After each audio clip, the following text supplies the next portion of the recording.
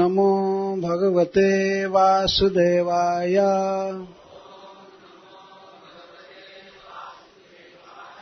ॐ नमो भगवते वासुदेवाय।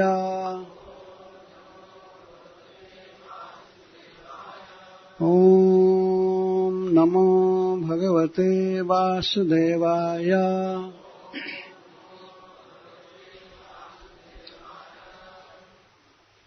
श्रीमद् भागवतम दशम स्कंध अध्याय 6 से प्रारंभ किया जाएगा। हम देखते हैं कहाँ तक पहुँचता है। श्री शुक उवाच नन्दः पथिवचः शौरेर् न मृषेति विचिन्तयान् हरिं जगाम शरणम् उत्पातागमशंकितः।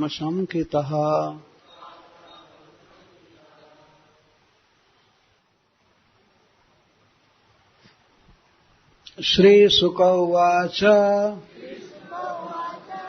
श्रील सुखदेव गोस्वामी ने कहा, नंदः नंद महाराज पथि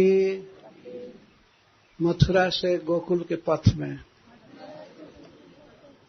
वचः बात, शौर्य है वसुदेव जी के, न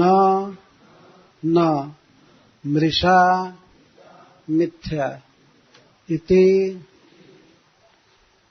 इस प्रकार विचिंतयान विशेष चिंतन करते हुए हरिम सर्वभयहारी भगवान की जगाम लिए गए शरणम शरण में उत्पात अनिष्ट आगमन के बात सोचकर शंकितः भयभीत। जय श्रील प्रभुपाद, जय कृष्ण बलराम, जय श्री श्री राधा श्याम सुंदर, जय श्रील सुखदेव गोस्वामी, समस्त वैष्णव वृंद।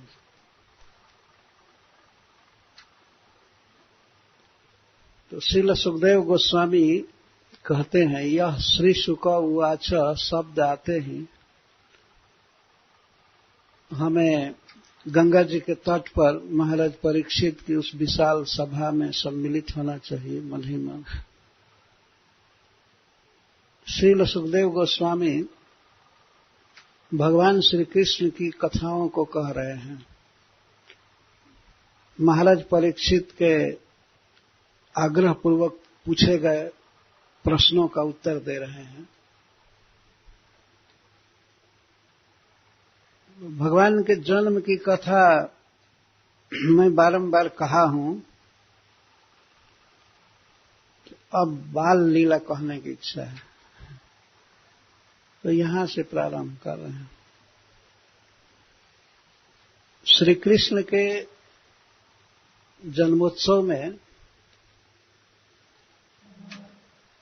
आनंद मनाने के बाद श्री नंद बाबा कंस को वार्षिक कर देने गए। 1 वर्ष के भीतर जो सरकारी कर था उसको देने के लिए मथुरा गए, कुछ गोपों के साथ सकट पर चढ़कर, बैलगाड़ी पर चढ़कर के मथुरा गए गोकुल से। तो वहां श्री वसुदेव जी से उनकी भेंट हुई। श्री वसुदेव जी आए उनके स्थान पर। श्री नंद बाबा मथुरा के लगभग बाहर ही अपनी बैलगाड़ी खड़ा करके और कंस को कर देने गए। क्यों कर देने गए? क्योंकि नंद बाबा ने सोचा कि यदि सरकार का टैक्स कर बाकी रहेगा और कोई सरकारी आदमी इधर आ जाए गोकुल में तो यहाँ का बहुत बड़ा वैभव देखेगा, और हमें जो पुत्र हुआ है तो इसकी भी सूचना मिलेगी कंस को। मेरी मित्रता है वसुदेव जी के साथ, और वसुदेव जी के पुत्रों की वो हत्या कर रहा है, तो कहीं इस मित्रता के चलते हमारे पुत्र को भी मारने की चेष्टा न करे। इसलिए उन्होंने सोचा इधर कोई आवे ही नहीं, मथुरा से कोई लगान टैक्स बाकी न रहे, कोई किसी प्रकार का संबंध न रहे। उसको बल्कि सालाना जो लगान देते थे उससे कई गुना ज्यादा दे करके उसको उधर ही रखना चाहिए। नंद बाबा ने ये सोचा, इसलिए वो मथुरा गए थे। जब वसुदेव जी को पता लगा कि हमारे भाई और मित्र श्री नंद महाराज आए हैं, तो वे उनसे मिलने गए। जब पता लग गया कि नंद बाबा कर दे दिए, तो वे उनसे मिलने आए। उस समय वसुदेव जी अपने घर पर थे। वे चाहते तो देवकी के साथ आ सकते थे, लेकिन देवकी को लेकर नहीं आए। जिस स्त्री ने अभी अभी अपने बच्चे को जन्म दिया है और जो बच्चा नंद के पास रखा गया है, और वो नंद महाराज यहाँ आए हैं, तो माँ को कितनी लालसा होगी यह सुन करके कि नंद बाबा आए। पर वसुदेव जी ने कुछ भी बताया नहीं उनको। वे सोचे कि मैं धीर हूं, गंभीर हूं, मैं प्रकारांतर से बच्चे का कुशल पूछ लूंगा वसुदेव जी से, नंद बाबा से। लेकिन कहीं देवकी चलेगी तो वो अधीरा कहीं ऐसा न पूछ दे कि नंद जी हमारा बच्चा ठीक है ना, तब तो सारा भेद खुल जाएगा। यही सोचकर वसुदेव जी देवकी जी को लेकर नहीं आए। तो बातचीत हुई। वसुदेव जी ने पूछा कि जहां आप रह रहे हैं महावन में, वहां पर घास ठीक है ना, गौएं ठीक है ना, पानी वगैरह सब ठीक है ना? तो ये सुने कि सब कुछ ठीक है तो विश्वास हुआ कि बच्चा मेरा कुशल से रहेगा। उसको गौएं दूध देंगी, गौएं दूध देती हैं, माखन देंगी, और जसोदा भी दूध पिएगी, बहुत अच्छा सुखी रहेगी, तो हमारे बच्चे को दूध पिलाएगी। वसुदेव जी ये सब मन में सोच रहे थे। उनकी बुद्धि पूर्ण रूप से अपने पुत्र कृष्ण में आसक्त थी। जब नंद बाबा ने कहा सब ठीक है, लेकिन नंद बाबा वसुदेव जी के दुख से दुखी हो गए। कहने लगे हमने सुना है कि आपके 6 पुत्रों की हत्या कर दिया कंस, बड़े दुख की बात है। 7वां बेटा पता ही नहीं लगा कहां उड़ गया।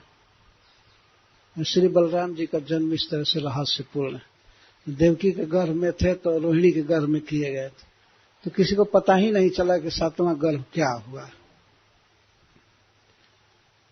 नंद बाबा को ये बिल्कुल पता नहीं कि वही बच्चा यहाँ आ गया है, रोहिणी के गर्भ से जन्म लिया है। और 8वें संतान के रूप में एक लड़की भी हुई आपको, तो भी आकाश में चली गई। वो विपत्ति पड़ती है तो ऐसे एक लड़की रहती, आधार रहती, लेकिन वो भी उड़ गई, चली गई। जब नंद बाबा ने ऐसा कहा तब वसुदेव जी को पूरा विश्वास हो गया कि मेरे रहस्य का कुछ भी पता नहीं। मैं आधी रात के समय अपने पुत्र को पहुंचाया, इसकी कोई खबर नंद महाराज को नहीं है। जब उन्होंने कहा नंद बाबा ने कि 8वीं संतान बच्ची हुई, वो भी आकाश में चली गई। वो भले दुर्गा थी, जोग माया थी, लेकिन आखिर गई ना, हाथ से तो चली ही गई। तो शोक प्रकट कर रहे। इस प्रकार दोनों भाई आपस में बातचीत कर रहे थे। तो श्री वसुदेव जी बहुत बड़े पॉलिटिशियन थे, क्षत्रिय थे, और उनको इस बात का पता हो गया था कि पूतना गोकुल जाने वाली थी।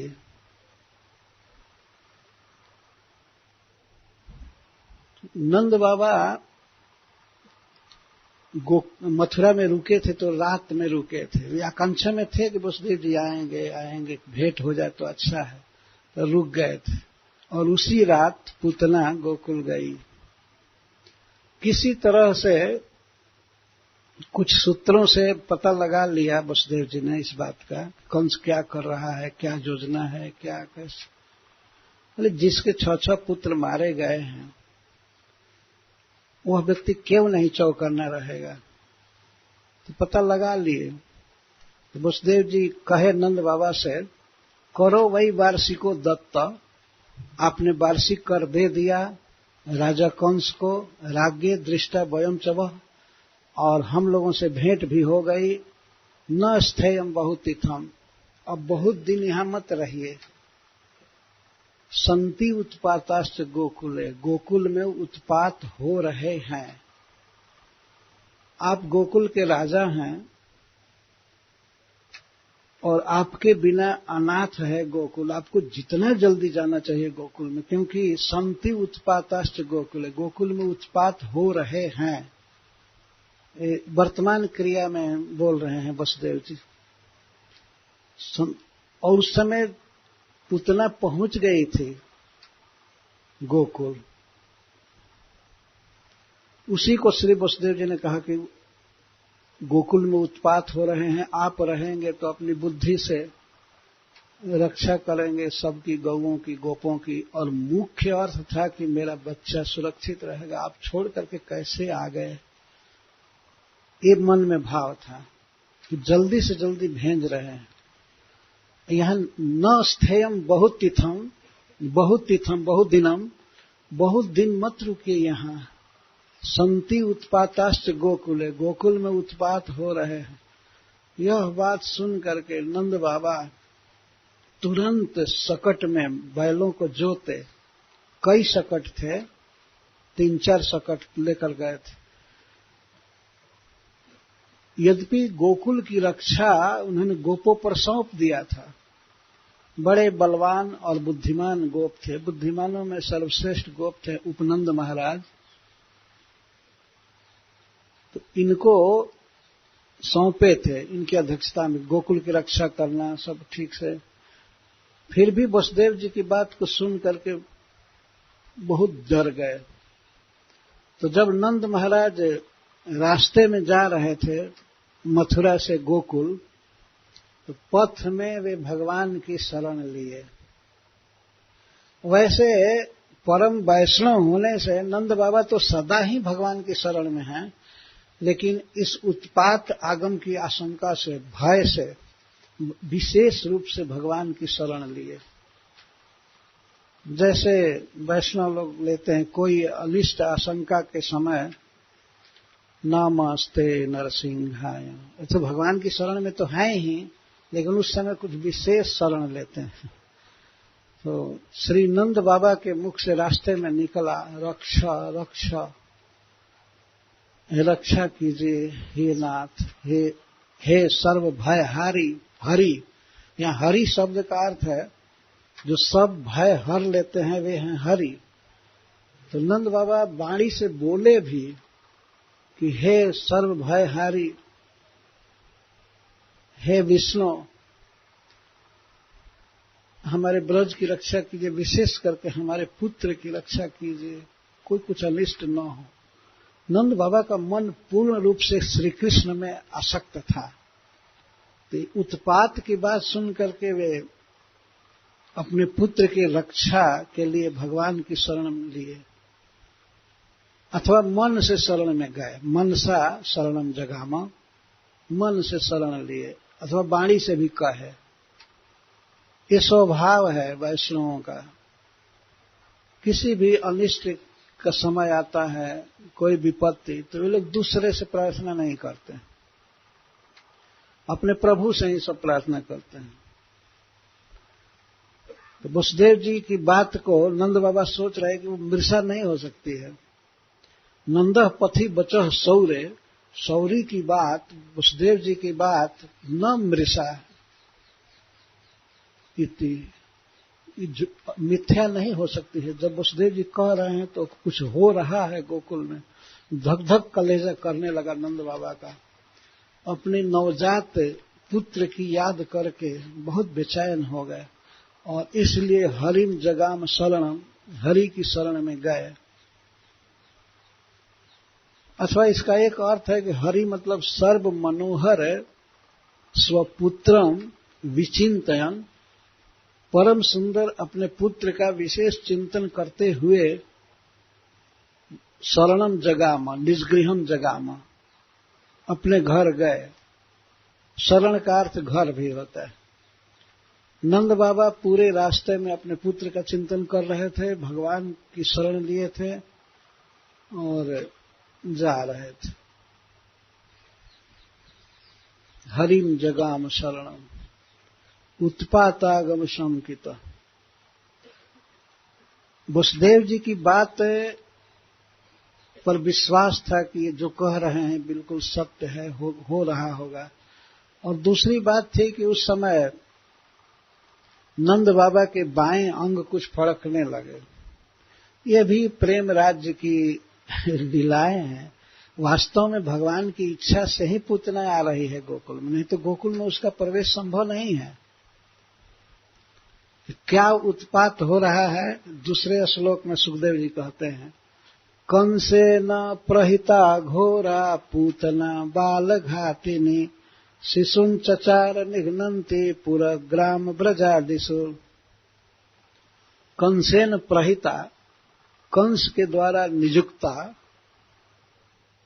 पूतना नाम की राक्षसी नंद बाबा के ब्रज में गई। ये तो बाद में वर्णन करते हैं। उसका काम क्या था, क्यों घुमा करती थी? शिशुन चचार निघ्नन्ति, बच्चों को मारने की इच्छा से घुमा करते थे, बल्कि घ्नन्ति वध करते हुए पूरा ग्राम ब्रजादिषु, यहां तक कि बड़े बड़े नगरों में भी घूमते थे,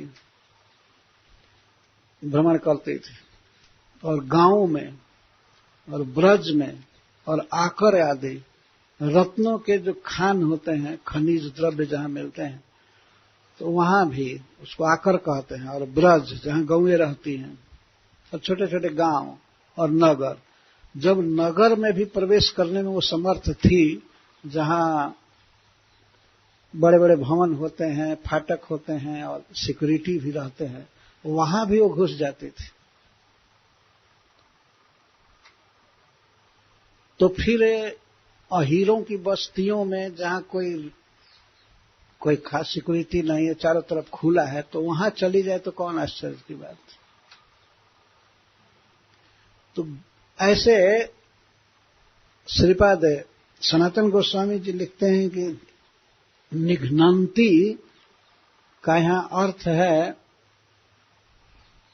हंतुम इच्छया, बच्चों को मारने की इच्छा से ब्रज में प्रवेश की, घूम रही थी, किसी को मार नहीं पाई। ऐसा नहीं समझना चाहिए कि कई बच्चों को मारती थी, पर मारने के लिए, वध करने के लिए घूमा करती थी। पूरा ग्रामों ब्रज आदिषु, नगरों में, गांवों में, और खानों में और ब्रज आदि में। आदि शब्द से तात्पर्य है खेत, खरवट इत्यादि, बहुत से छोटे बड़े स्थान, सब जगह घूमती थी। और हंतुम इच्छया, बच्चों को मारने की इच्छा से। और किसके द्वारा भेजी गई? सरकार के द्वारा, कंस के द्वारा। ये सरकारी पावर लेकर के घूम रहे थे। एक तो अपने आप वो बहुत घोर थी, कंसे न प्रहिता घोरा, क्रूर हृदय थी, बहुत कठोर हृदय। पूतना जो पवित्र बच्चों को उठा करके ले जाए उसको पूतना कहते। या पूतना राक्षसी विशेष को कहा जाता है, तो पूतना, कोटरा, रेवती इत्यादि। बाल घातिनी, बच्चों को घात करने वाली, मारने वाली। श्रीपद सनातन गोस्वामी जी लिखते हैं कि मारी थी बच्चों को, लेकिन तीसरा श्लोक बता रहा है कि जहां पर भगवान का कीर्तन होता है, जहां पर उनकी कथा होती है, श्रवण होता है, वहां राक्षसियां या राक्षसों का बल नहीं चलता है। इससे सिद्ध हुआ कि जहां कीर्तन होता था वहां पुतना कुछ नहीं कर पाती थी, और जहां कथा श्रवण होता था, स्मरण होता था भगवान का, वहां पर इसका कोई प्रभाव नहीं हुआ। तो इस पर वे अर्थ करते हैं कि जहां लोग कृष्ण विमुख थे उन बच्चों को मारती थी, भगवान के जो भक्त नहीं थे। तो इसका अर्थ है कि राक्षसों पर ही, असुरों पर ही इसका बल चलता था। उस श्लोक से सिद्ध होता है। तो इस तरह से पूतना सर्वत्र घूम घूम करके और बच्चों की हत्या करती थी। इस पर महाराज परीक्षित बहुत शंकित हो गए कि अरे तब तो नंद बाबा के ब्रज में भी जाएगी। महाराज परीक्षित को भय हो गया कि तब तो श्री कृष्ण के पास, शिशु के पास भी जाएगी। तो उनका चेहरा कुछ शंकित हुआ, भयभीत सा हुआ। तब सुखदेव गोस्वामी कहते हैं, न जत्र श्रवणादेनी रक्षो ज्ञानी स्वकर्मसु कुर्वन्ति सात्वताम भर्तुर जात धन्य तत्र ही। महाराज, आप श्री कृष्ण की चिंता मत कीजिए, पूतना अविषय में प्रवृत्त है। ऐसे व्यक्ति को मारने की चेष्टा करेगी जिसको मारा नहीं जा सकता, जिसका कोई अंत नहीं है, जिसका कोई विनाश नहीं है, बल्कि वही मरेगी, पूतना ही मरेगी। आप चिंता मत कीजिए। कथा श्रवण के समय श्रोता की क्या चित्तवृत्ति है, इसका प्रदर्शन मुखमंडल पर होता है। तो सुखदेव गोस्वामी तुरंत समझ गए महाराज परीक्षित के भय को। तो वे कहते, आप चिंता मत कीजिए, पूतना स्वयं मरेगी। न यत्र श्रवणादिनी रक्षक ज्ञानी स्व कर्मस। जिस स्थान, जिन जिन स्थानों पर सात्वतपति भगवान श्री कृष्ण का, श्री विष्णु का स्मरण, श्रवण, कीर्तन, वंदन आदि नहीं होता है, उन्हीं स्थानों पर इन राक्षसियों का प्रभाव चलता है। इस श्रवण आदि नहीं है जहां, तो श्रवण से तात्पर्य है कीर्तन, स्मरण, वंदन, अर्चन इत्यादि। जिन स्थानों पर भगवान का श्रवण, कीर्तन आदि नहीं होता है, वहीं पर राक्षसियों का या राक्षसों का प्रभाव होता है। जहां श्रवण नहीं है, श्रवण होता है, तो श्रील विश्वनाथ चक्रवर्ती ठाकुर अर्थ करते हैं कि कहीं पर भगवान के नाम का या गुण का, लीला का श्रवण हो रहा है, कीर्तन हो रहा है, और वो भी कीर्तन दूसरा हो रहा है, लेकिन उसी में थोड़ा थोड़ा नाम गा दिया जाता है और भगवान की बातें भी थोड़ी कह दी जाती हैं, तो वहां पर भी राक्षसों का प्रभाव नहीं होता है। और फिर प्राधान्य रूप से जहां कीर्तन ही हो रहा हो, मुख्य वही श्रवण हो और सब बातें गौड़ है, तो जहां और बातें प्रधान रहती हैं, केवल थोड़ा सा भगवान का नाम और गुण कीर्तन कर दिया जाए, तो वहां पर ही राक्षसों का प्रभाव नहीं पड़ता है। और फिर जहां पर प्रधान रूप से भगवान का गुण कीर्तन हो, श्रवण हो, तब वहां कैसे प्रभाव हो सकता है। और जहां केवल नाम कीर्तन हो रहा है, केवल भगवान का गुणानुवाद हो रहा है, वहां पर कैसे प्रभाव होगा। और फिर कीर्तन और श्रवण की बात छोड़ दीजिए, वे प्रभु स्वयं ही जिस स्थान पर प्रकट हैं, वहां पर कैसे राक्षसों का प्रभाव हो सकता है? अनेक कैमुत्य न्याय से श्रील सुखदेव गोस्वामी इस बात को कह रहे हैं। जहां 2-4 बार नाम गान किया जाए तब भी प्रभाव नहीं होता है राक्षसों का, और फिर प्रधान रूप से कीर्तन किया जाए, केवल रूप से कीर्तन किया जाए, और कीर्तन और श्रवण की बात छोड़ दीजिए, जहां पर साक्षात वही विद्यमान है वहां पर क्या अनिष्ट की आशंका हो सकती है? कुछ भी नहीं। इसलिए आप भय मत कीजिए। न यत्र श्रवणादीनि रक्षोघ्नानि स्वकर्मसु कुर्वन्ति सात्वतां भर्तुर्जातु धान्यश्च तत्र ही प्रभवन्ति इति शेष। जहां पर भगवान का स्मरण नहीं है, श्रवण नहीं है, कीर्तन नहीं है, वहीं पर इन राक्षसियों का प्रभाव चलता है। श्री कृष्ण जहां विद्यमान वहां क्या प्रभाव होगा? साक्षात प्रभु विद्यमान। इस तरह से महाराज परीक्षित को आश्वासन देकर श्रील सुखदेव गोस्वामी अब वर्णन कर रहे हैं कि पूतना किस तरह से गोकुल में प्रवेश की। अच्छा, प्रभाव नहीं होता है तो प्रवेश कैसे कर गई? जब साक्षात भगवान वहां विद्यमान है तो वहां पर कैसे प्रवेश कर गई?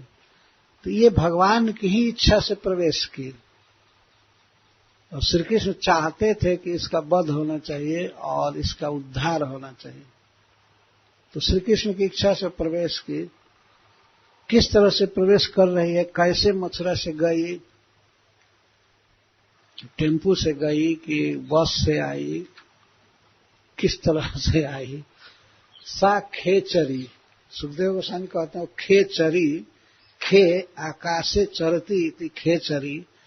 लोग हमेशा आकाश से ही चलती थी, जमीन पर कभी नहीं चली थी।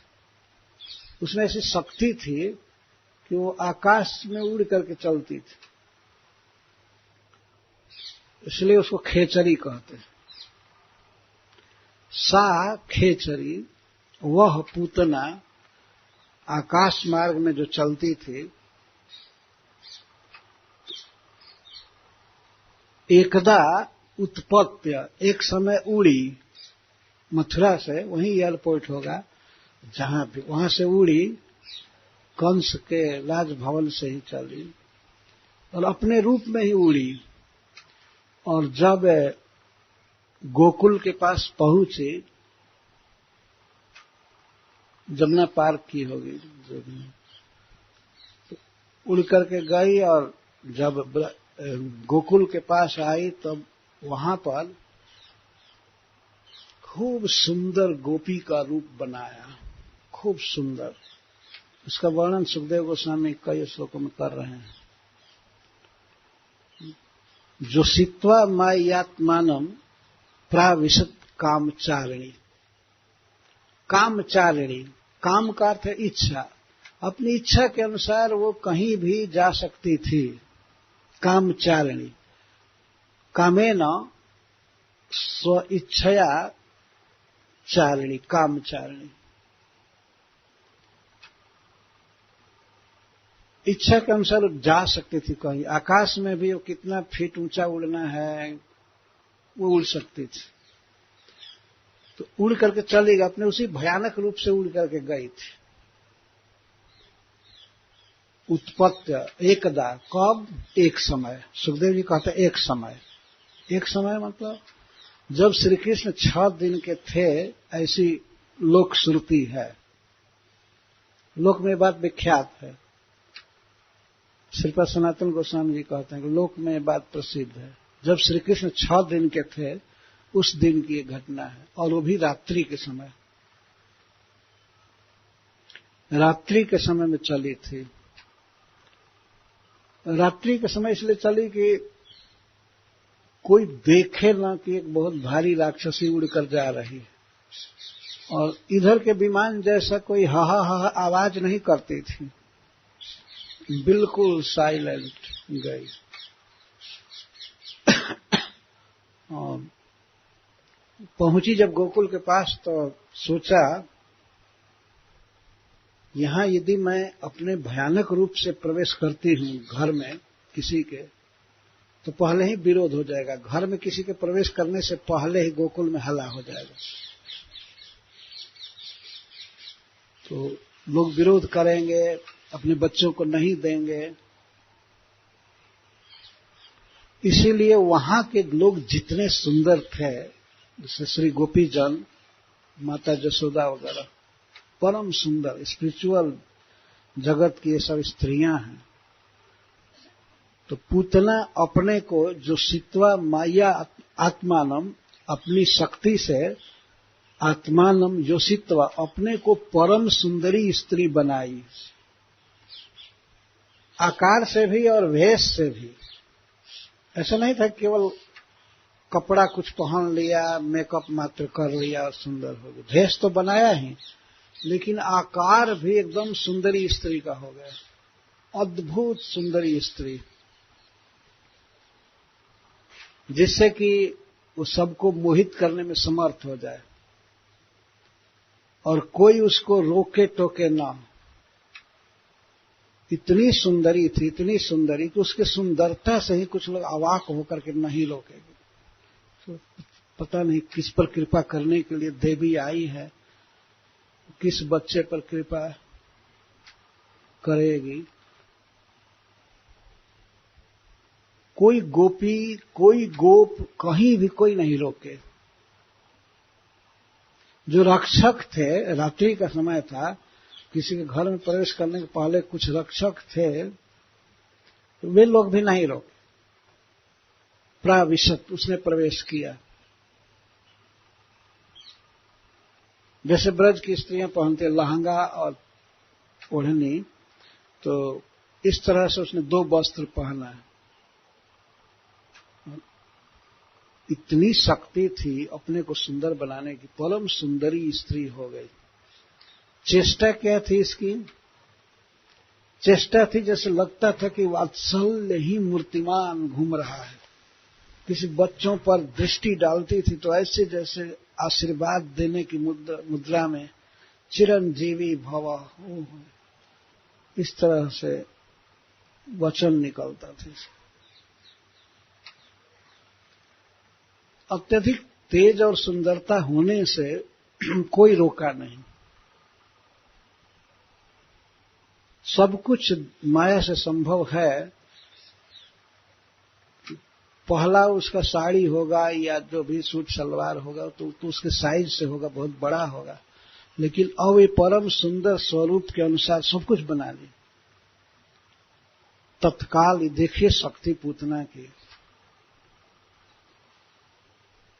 यह भगवान की इच्छा से ही वह जो चाहिए हो गई, जो बनना चाहती थी वैसे हो गई।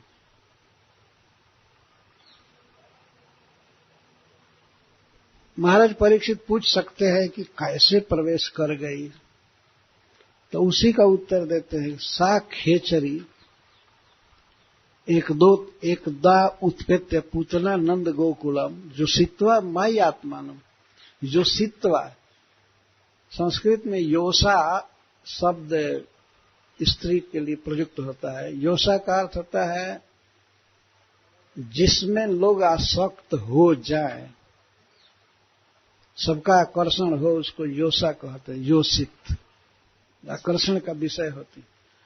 तो पूतना इस तरह से योषित्वा माया आत्मा, अपने को परम सुंदरी स्त्री बनाई। परम सुंदर स्त्री, एक तो वेशभूषा और आकार बहुत सुंदर, उसके बाद चेष्टा भी बहुत सुंदर थी। तो एक श्लोक में उसके वेशभूषा का वर्णन करते हैं और दूसरे श्लोक में उसके चेष्टा का वर्णन करते हैं। ताम के सबंध व्यतिशक्त मल्लिकाम बृहन्नितंब स्तन भार कृच्छ्र मध्यमाम सुवाससम कंपित कर्ण भूषण त्रिशोलसत कुंतल मंडिताननाम। इस श्लोक में उसके वेशभूषा का वर्णन है। सुवाससम ताम केश बंध। श्रील सुखदेव गोस्वामी जी वर्णन कर रहे हैं पूतना के सौंदर्य का। तो पहले उसके केश पाश का वर्णन करते हैं। उसने अपने केश को बहुत अच्छा संवार करके बांधा था और उसमें मालती पुष्प की मालाएं उसने बांधा था। तामकेश बंध प्रतिशक्त संसक्त मल्लिका, केश की चोटी जो गुथी गई थी कि किसी स्त्री ने नहीं गूथा था, या मथुरा में किसी सैलून में ब्यूटी पार्लर में गुथवा कर नहीं आई थी। अपनी शक्ति से ही परम सुंदर केश और केश के बाद केश बंध, चोटी, और केश बंध में जगह जगह मालती के पुष्प खोसे गए थे। व्यतिशक्त मल्लिका, मल्लिका पुष्प कहते हैं मोगरे को। इसका अर्थ है कि पुष्प की में सुगंध थी और सुंदरता थी। एक तो केश बहुत सुंदर, और केश पर भी उसकी रचना बहुत सुंदर, धम्मिल चोटी गुथी गई थी, और उसमें केशबंध में जहां मालती की मालाएं लगाई गई थी। सुखदेव जी ये सब ध्यान कर रहे हैं, क्योंकि आगे चल करके ये भगवान की मां बनेगी, इसलिए इसके रूप का वर्णन करना स्वाभाविक है। बृहद नितंब स्तन कृष्ण मध्यमाम, और उसके स्तन बड़े बड़े थे और नितंब बड़े थे, तो ऐसा लगता था कि ये शरीर का कुछ भाग नितंबों ने ले लिया और स्तनों ने ले लिया, इसीलिए मध्यमाम कृच्छ, उसका मध्य प्रदेश बहुत कृच्छ था, संकट में था, मतलब पतली कमर थी, ये भाग मध्य भाग कृच्छ था, कमर बहुत पतली थी और नितंब और स्तन बड़े बड़े थे। श्रील सुखदेव गोस्वामी ऐसा वर्णन कर रहे हैं कि नितंबों और स्तनों ने ही कटी के भाग को ले लिया था, इसीलिए वो क्षीण कटी थी। सुवाससम वर्णन कर रहे हैं कि वस्त्र बहुत अच्छा, साड़ी बहुत अच्छी थी, क्वालिटी में भी और रंग में भी अद्भुत। सुवाससम सुंदर वस्त्र, सुवाससम कंपित कर्ण भूषण, और कुंडल लगाए थे, कुंडल बहुत सुंदर थे और कंपित होते थे। चूंकि वह धूर्त थी, कपटी थी, तो इधर उधर देखा करते थे, कभी इधर कभी इधर कभी उधर, और लोगों को मोहित करने के लिए भी। तो इसलिए जब दृष्टि इधर उधर करती थी, चलती थी, या अपनी निष्कपटता व्यक्त करने के लिए, जैसे वो सामने देखना, इधर उधर देखना, कहीं भी छिपाना नहीं, कि नहीं कि अपने मुख को ढक करके रखना, और इस तरह से तो कंपित कर्णभूषण, उसके कर्णभूषण कुंडल झूमते थे, और कुंडलों के झूमने से उनकी प्रतिछवि पड़ती थी अलकों पर, केसों पर। ऐसे केसों से, झलकते हुए केसों से, चमकते हुए केसों से उसका आनंद मुख मंडित था, बहुत सुंदर लग रहा है। बहुत सुंदर केशबंध, बहुत सुंदर साड़ी, वस्त्र और कुंडल और केश, कुंतल आदि से मंडित आनना, ये सब उसके सौंदर्य का वर्णन किया जा रहा है। अब चेष्टा का वर्णन सुनिए। इतनी सुंदरी थी पुतना, इतनी सुंदरी बन करके आई, और चेष्टा बल्गु स्मिता, और ये मुस्कान तो मनोहर थी। बल्गु मतलब मनोहर, जो मन को खींच ले जबरदस्ती, बहुत सुंदर मुस्कुरा रही थी। किस प्रकार के हृदय में हलाहल है, लेकिन मुख पर मुस्कान, बल्गु स्मित, मनोहर मुस्कान, और अपांग विक्षित, मनोहर हंसी के साथ साथ उसकी जो अपांग दृष्टि थी, अपांग का अर्थ तो कटाक्ष, देखना बहुत सुंदर था उसका, और विविध दृष्टिपातों से विक्षित ही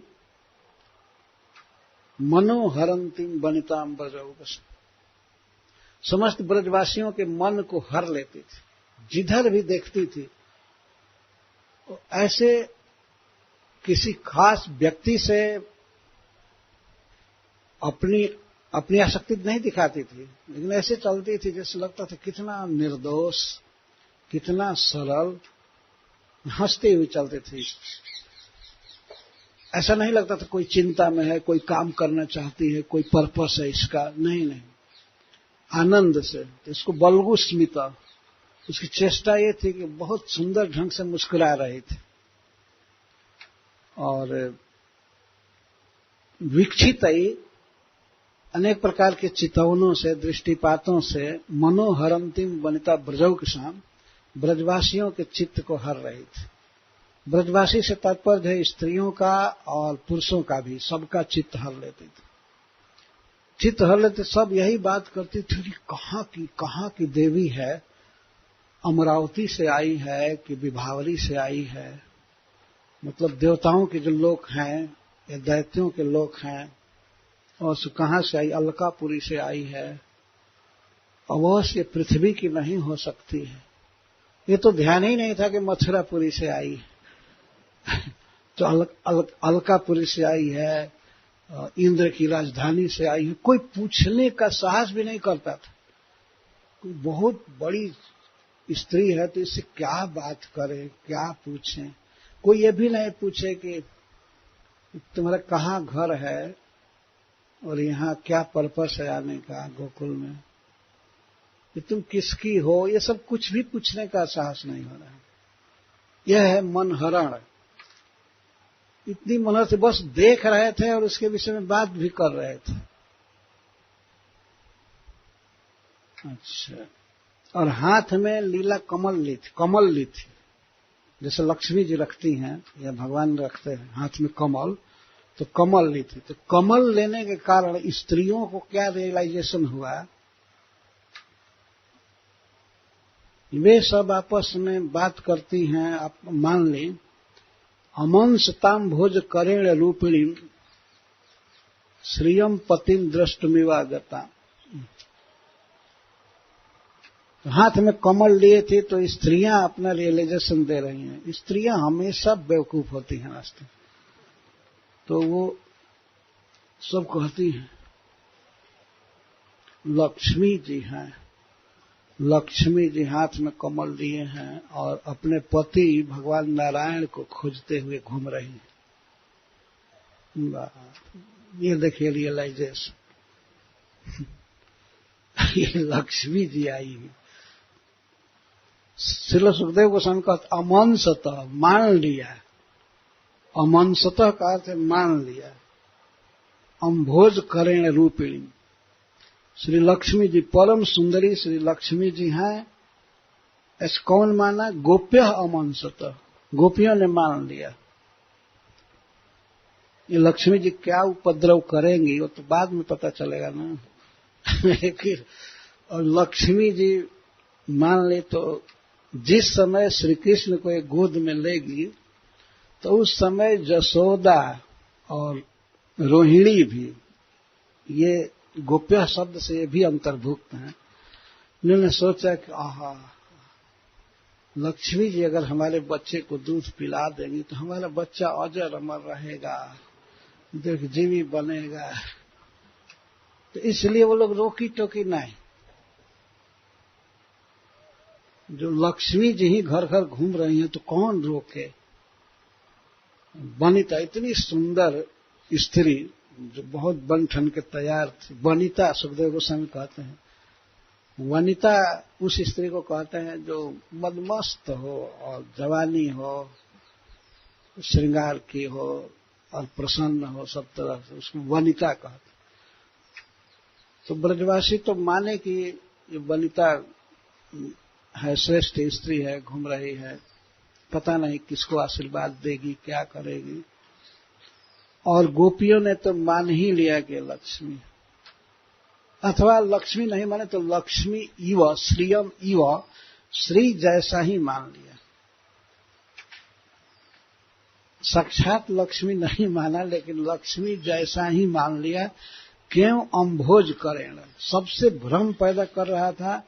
हाथ में जो कमल लेकर के चल रही थी, तो स्वभाव है लक्ष्मी जी का, अपने पति के समान वे भी अपने हाथ में कमल लेकर घूमती हैं। भगवान भी कमल लिए रहते हैं, तो ये भी कमल ली थी। कमल किस लिए ली थी? क्योंकि सुंदरी बनी थी तो भंवरे उसके मुख पर मंडरा रहे थे, तो उनको हटाने के लिए ऐसे कमल लेकर के घूम रहे, अथवा बिना भंवरे के ही ऐसे ही भ्रम में डालने के लिए।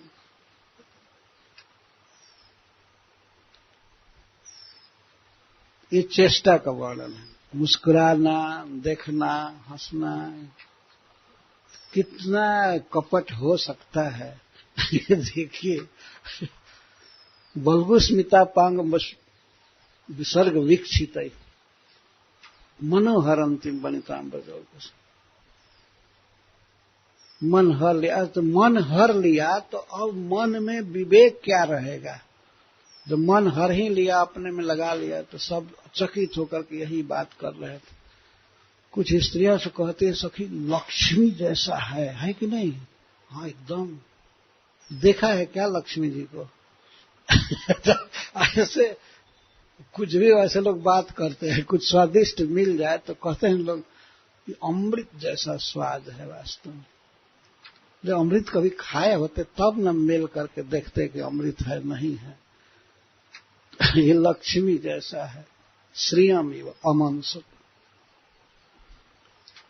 इस तरह से सबके आकर्षण का विषय पूतना थी, सौंदर्य से, मुस्कुरान से, चाल से, चितवन से। इसीलिए कोई नहीं रोका। भगवान इसे आने दिए, अपनी इच्छा से प्रवेश कर रही है। अच्छा, प्रवेश करते करते तो गोकुल में प्रवेश किया। इसके बाद अकस्मात भगवान की इच्छा से, बच्चों को खोजने की इच्छा से, सबसे पहले नंद गृहे प्राविशत, नंद बाबा के भवन में प्रवेश किया। नंद बाबा के भवन में प्रवेश की। किसी और बच्चे को मार नहीं पाई।